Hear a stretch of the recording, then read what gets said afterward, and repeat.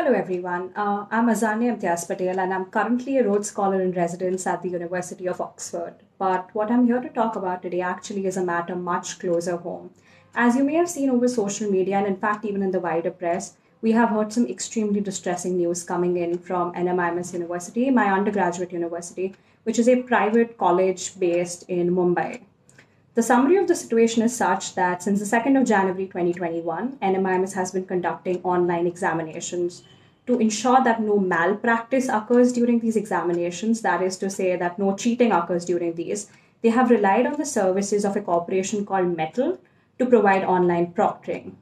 Now, what has happened here is that Metal did not conduct any sort of background checks or vetting on the individuals they have hired as proctors, which meant a number of students were exposed to random strangers on the internet who had access to their personal details, such as their phone number, their Aadhaar card, which contains your residential address, and of course their full names and footage of them writing examinations for 3 to 5 hours on end.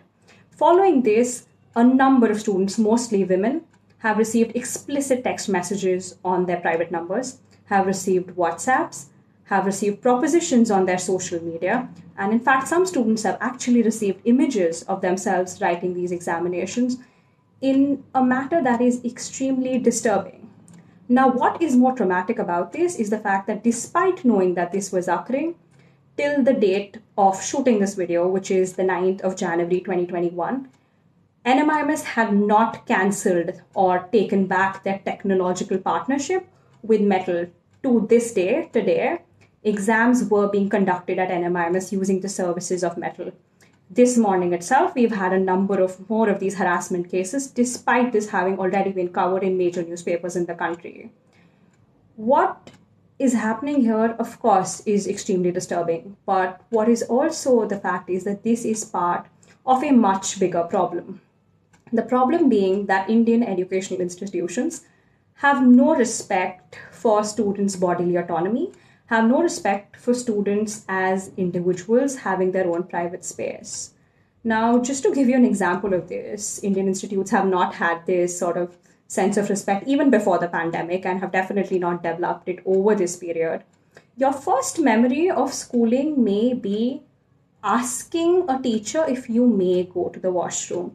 If you are a woman, your experience might have been of being slut-shamed over the length of your skirt. It may have been told that you are attracting boys just because you're wearing lip balm during winters.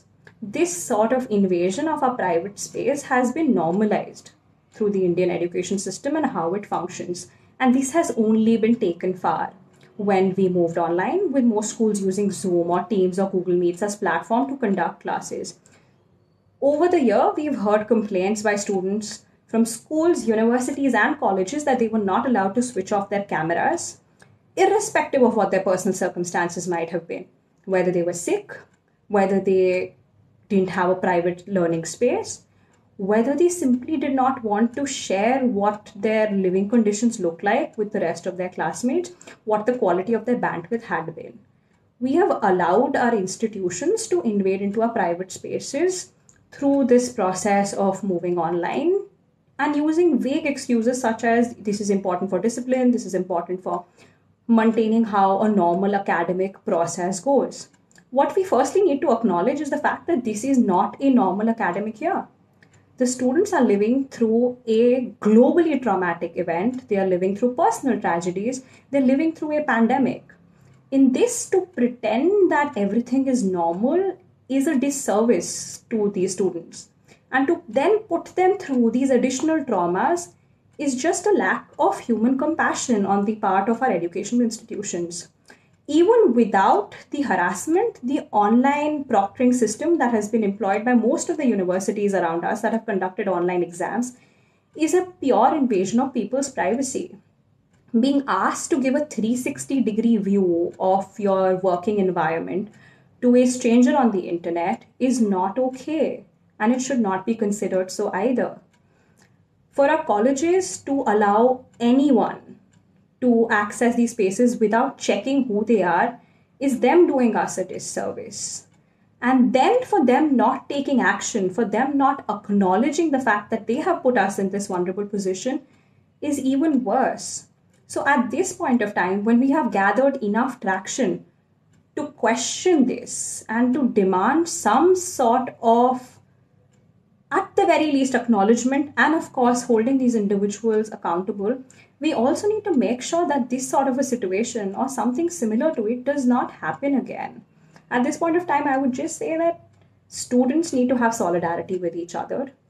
You need to support your classmates and batchmates and cohort mates who are going through this and who are facing this sort of invasion of their personal space through the use of social media, and to amplify these narratives. Those who have suffered because of the online proctoring fiasco, or through similar instances when their schools, colleges, and universities have gone online, please bring these narratives up. As far as for the alumni, those like us who have graduated out of the Indian education system, we do not face everyday repercussions of raising our voices. We do not have to deal with the same university officials who have been putting these people into these positions on an everyday basis. We do not have to fear for our grades or for our degree certificates being held back or for our academic processes being further disrupted. Therefore, we need to amplify these narratives further, and we need to help question what is going on with this sort of invasion of privacy, and we need to do it quickly.